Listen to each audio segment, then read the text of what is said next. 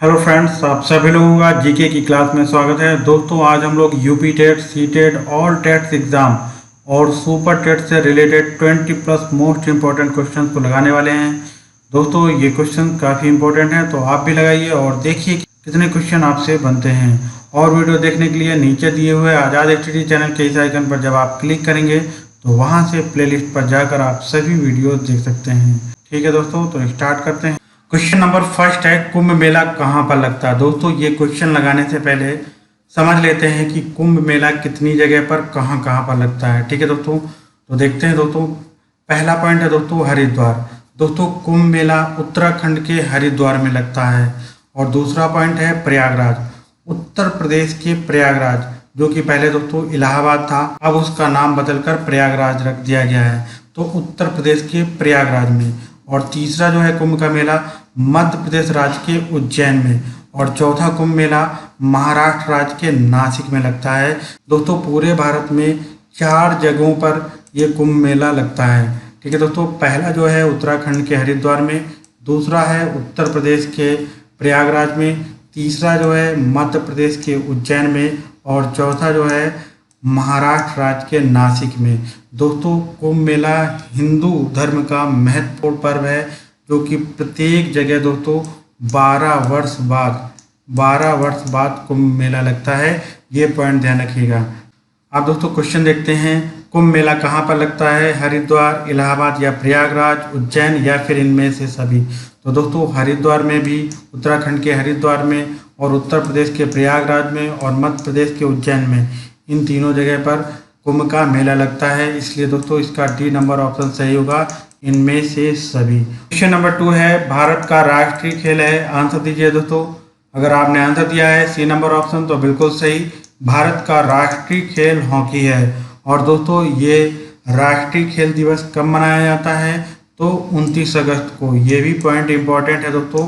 और दोस्तों, ये किसके जन्म दिवस पर मनाया जाता है, तो दोस्तों ये ध्यानचंद के जन्म दिवस पर मनाया जाता है, ये भी ध्यान रखिएगा। क्वेश्चन नंबर 3 है, पालघाट दर्रा किस राज्य में स्थित है। सिक्किम में, लिप लेक, जम्मू कश्मीर या फिर केरल में। दोस्तों, पालघाट दर्रा केरल राज्य के नीलगिरी और अन्नामलाई श्रेणी में स्थित है। इसका डी नंबर ऑप्शन सही होगा।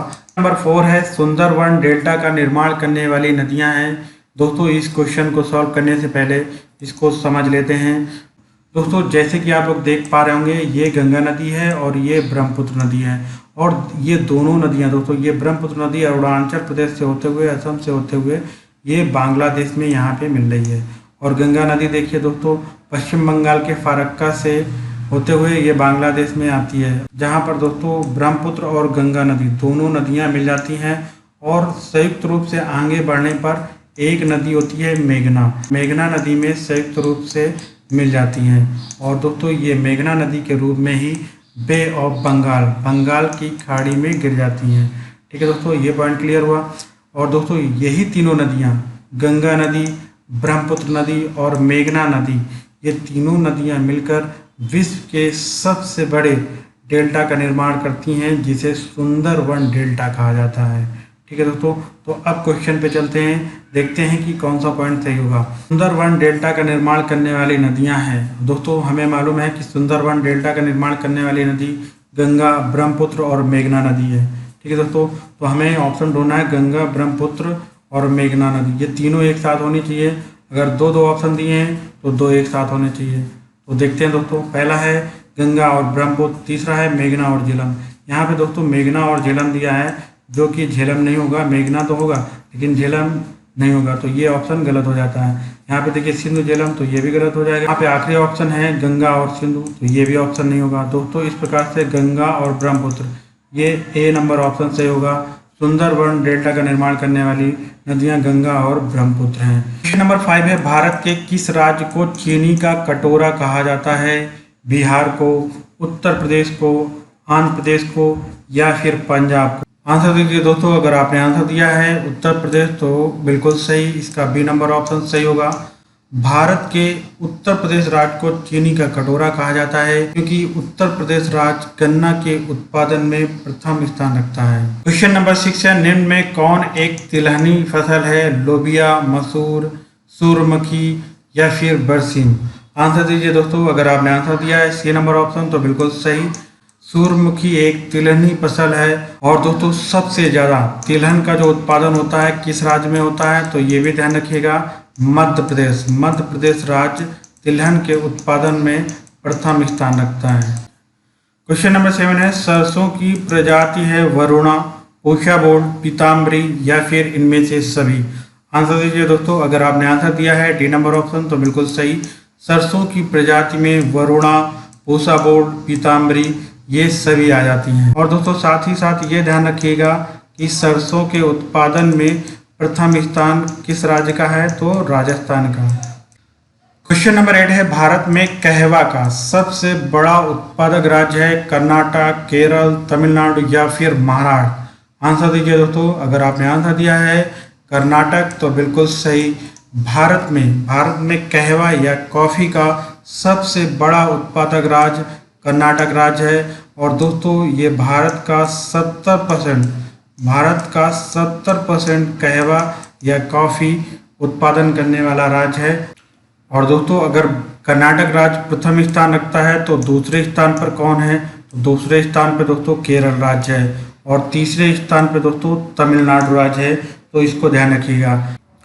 क्वेश्चन नंबर 9 है, भारत के किस राज्य में सुंदरवन पाए जाते हैं? महाराष्ट्र में, पश्चिम बंगाल में, गुजरात में या फिर उत्तर प्रदेश में। दोस्तों आंसर दीजिए। अगर आपने आंसर दिया है बी नंबर ऑप्शन तो बिल्कुल सही। भारत के पश्चिम बंगाल राज्य में सुंदरवन पाए जाते हैं। दोस्तों ये सुंदरवन गंगा, ब्रह्मपुत्र, मेघना नदी के डेल्टा में स्थित एक ज्वारी वन है, जिन्हें दोस्तों मैंग्रोव वन भी कहा जाता है। तो ये भी ध्यान रखिएगा दोस्तों, क्या कहा जाता है? Mangrove one. दोस्तों इन्हें सुंदर वन क्यों कहा जाता है, तो इसका भी एक रीजन है। दोस्तों यहाँ पे सुंदरी नामक वृक्षों की अधिकता होती है। इन वृक्षों की अधिकता के कारण इन्हें सुंदर वन कहा जाता है। और दोस्तों इसे 1987 ईस्वी में यूनेस्को द्वारा विश्व धरोहर स्थल में शामिल कर लिया गया। और दोस्तों साथ ही साथ ये ध्यान रखिएगा कि यहाँ पर बंगाल टाइगर जो हैं वो अधिक पाए जाते हैं। क्वेश्चन नंबर 10 है, मधुबनी लोक कला शैली किस राज्य से संबंधित है? उत्तराखंड, उत्तर प्रदेश, बिहार या फिर मध्य प्रदेश। दोस्तों मधुबनी लोक कला शैली बिहार राज्य से संबंधित कला है। दोस्तों यह जो कला है वो राधा और कृष्ण की मधुर लीलाओं के लिए प्रसिद्ध है। दोस्तों पहले इसे घरों की दीवारों पर बनाया जाता था, लेकिन आजकल दोस्तों कागजों व कपड़ों पर यह कला चित्रित की जाती है। दोस्तों इसका सी नंबर ऑप्शन सही होगा, बिहार। क्वेश्चन नंबर 11 है, ओलरीकल्चर शब्द का संबंध है फल विज्ञान से, पुष्प विज्ञान से, फसल विज्ञान से या फिर सब्जी विज्ञान से। आंसर दीजिए दोस्तों। अगर आपने आंसर दिया है डी नंबर ऑप्शन तो बिल्कुल सही। ओलरीकल्चर शब्द का संबंध सब्जी विज्ञान से होता है।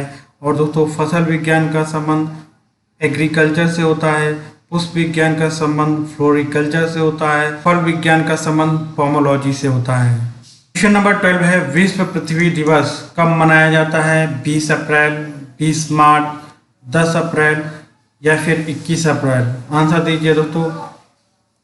अगर आपने आंसर दिया है ए नंबर ऑप्शन तो बिल्कुल सही। विश्व पृथ्वी दिवस 20 अप्रैल को मनाया जाता है और 20 मार्च को दोस्तों विश्व जल दिवस मनाया जाता है। तो ये पॉइंट दोनों याद रखिएगा दोस्तों।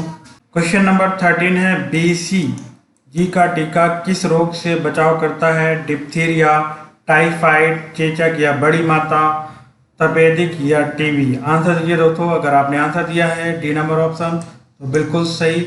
BCG का फुल फॉर्म बैसिलस कैलमेट-ग्यूरिन होता है।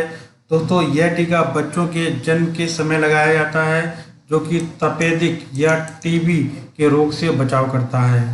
क्वेश्चन नंबर 14 है, मानव शरीर में सबसे लंबी और मजबूत अस्थि कौन सी है? उर्वास्थि, बहिर्जंघास्थि, प्रगंडास्थि या फिर इनमें से कोई नहीं। आंसर दीजिए दोस्तों। अगर आपने आंसर दिया है ए नंबर ऑप्शन तो बिल्कुल सही। मानव शरीर में सबसे लंबी और मजबूत अस्थि उर्वास्थ होती है, इसे दोस्तों फीमर कहते हैं। मानव शरीर की सबसे लंबी और मजबूत अस्थि उर्वास्थ या फीमर होती है। नंबर 15 है, निम्न में कौन सा विटामिन जल में घुलनशील है? Vitamin A, vitamin D, vitamin E या फिर विटामिन सी? आंसर दीजिए दोस्तों। अगर आपने आंसर दिया है विटामिन सी तो बिल्कुल सही। विटामिन सी जल में घुलनशील विटामिन है जो कि जल में घुल जाता है। और जबकि दोस्तों विटामिन ए, डी, ई और के, ये दोस्तों ये चारों जो विटामिन हैं वो वसा में घुलनशील होते हैं। और दोस्तों इनको याद कैसे रख सकते हैं? तो एडेक, ADEK, एडेक बोलेंगे दोस्तों।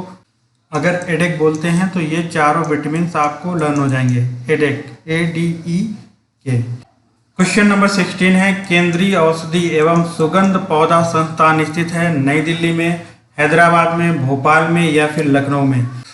दोस्तों केंद्रीय औषधि एवं सुगंध पौधा संस्थान लखनऊ में स्थित है। इसका डी नंबर ऑप्शन सही होगा। क्वेश्चन नंबर 17 है, धान का खैरा रोग किस तत्व की कमी से होता है? ये बताना है। लोहा की कमी से, नाइट्रोजन की कमी से, जिंक की कमी से या फिर पोटाश की कमी से? आंसर दीजिए दोस्तों। अगर आपने आंसर दिया है सी नंबर ऑप्शन तो बिल्कुल सही। जिंक की कमी से धान का खैरा रोग होता है। दोस्तों जैसा कि आप लोग फिगर में देख पा रहे होंगे, ये आपको डॉट दिखाई दे रहे होंगे। ये दोस्तों कत्थई कलर के डॉट हैं। पहले ये डॉट दोस्तों पीले कलर के होते हैं, लेकिन बाद में ये जो डॉट होते हैं वो कत्थई कलर में कन्वर्ट हो जाते हैं। दोस्तों जिंक, जिसे हम लोग Zn से भी इंडिकेट करते हैं, जिंक तत्व की कमी से धान का खैरा रोग होता है और इस रोग के कारण धान के पौधे बौने रह जाते हैं। क्वेश्चन नंबर 18 है, राष्ट्रीय महिला आयोग की प्रथम अध्यक्ष थी रेखा शर्मा, जयंती पटनायक, निर्मला सीतारमण या फिर इनमें से कोई नहीं? आंसर दीजिए दोस्तों। अगर आपने आंसर दिया है बी नंबर ऑप्शन तो बिल्कुल सही। राष्ट्रीय महिला आयोग की प्रथम अध्यक्ष जयंती पटनायक थी। और दोस्तों जबकि वर्तमान में राष्ट्रीय महिला आयोग की अध्यक्ष रेखा शर्मा है। क्वेश्चन नंबर 19 है, 73वें संविधान संशोधन अधिनियम द्वारा भारतीय संविधान में कौन सी अनुसूची शामिल की गई है? 9वीं, 10वीं, 11वीं या फिर 12वीं? आंसर दीजिए दोस्तों। अगर आपने आंसर दिया है 11वीं तो बिल्कुल सही। दोस्तों 73वें संविधान संशोधन अधिनियम 1992 द्वारा, ये ध्यान रखिएगा दोस्तों, 1992 द्वारा 11वीं अनुसूची को शामिल किया गया, जिसमें पंचायती, ये भी पॉइंट दोस्तों ध्यान रखिएगा, ये भी काफ़ी पूछा जाता है, पंचायती राज व्यवस्था से संबंधित प्रावधान रखा गया। और दोस्तों इसमें 29 विषय रखे गए, ये भी ध्यान रखिएगा, 29 विषय। ठीक है दोस्तों। क्वेश्चन नंबर 20 है, 74वें संविधान संशोधन अधिनियम द्वारा भारतीय संविधान में कौन सी अनुसूची शामिल की गई? 9वीं, 10वीं, 11वीं या फिर 12वीं? आंसर दीजिए दोस्तों। अगर आपने आंसर दिया है डी नंबर ऑप्शन तो बिल्कुल सही। 74वें संविधान संशोधन अधिनियम 1992 द्वारा 12वीं अनुसूची को जोड़ा गया, जिसमें दोस्तों नगर निकाय, ये पॉइंट ध्यान रखिएगा दोस्तों, ये भी पॉइंट इंपॉर्टेंट है, इसमें नगर निकाय से संबंधित प्रावधान रखा गया और इसमें दोस्तों 18 विषय थे। ठीक है दोस्तों, ये भी पॉइंट याद रखिएगा कि कितने विषय थे, तो 18। क्वेश्चन नंबर 21 है, स्वतंत्र भारत के पहले राष्ट्रपति कहाँ के थे? उत्तर प्रदेश, तमिलनाडु, केरल या फिर बिहार राज्य के? आंसर दीजिए दोस्तों। अगर आपने आंसर दिया है डी नंबर ऑप्शन तो बिल्कुल सही। स्वतंत्र भारत के पहले राष्ट्रपति डॉक्टर राजेंद्र प्रसाद बिहार राज्य के रहने वाले थे। दोस्तों इन्होंने लगातार 2 कार्यकाल तक 12 वर्ष तक राष्ट्रपति के रूप में कार्य किया। और दोस्तों साथ ही साथ ये ध्यान रखिएगा कि ये भारतीय संविधान सभा के प्रथम स्थायी अध्यक्ष थे। ये पॉइंट काफ़ी पूछा जाता है, तो इसको याद रखिएगा कि प्रथम स्थायी अध्यक्ष कौन थे भारतीय संविधान सभा के? तो डॉक्टर राजेंद्र प्रसाद। दोस्तों इस प्रकार से हम लोगों ने 21 महत्वपूर्ण प्रश्न किए। दोस्तों ये वीडियो कैसा लगा, इसके बारे में अपने कमेंट्स लिखकर ज़रूर बताएं। मिलते हैं नेक्स्ट वीडियो में। जय हिंद।